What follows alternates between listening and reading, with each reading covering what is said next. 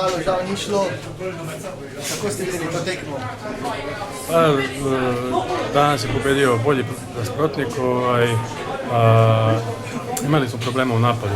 Dosta smo se mučili, nismo dolazili do izglednih šansi za gol i to što smo došli u šanse, što smo ispromašivali neke zicere.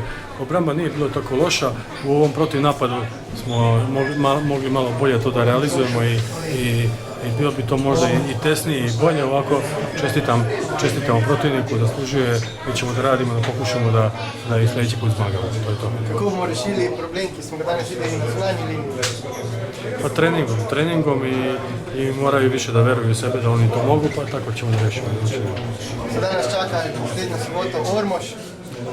Verjetno najbolj pomembnejša tekma. Pa to je najvažnija tekma za nas u ovom trenutku i mi tu moramo da uzmemo 2 boda i da otvorimo sezonu kako treba.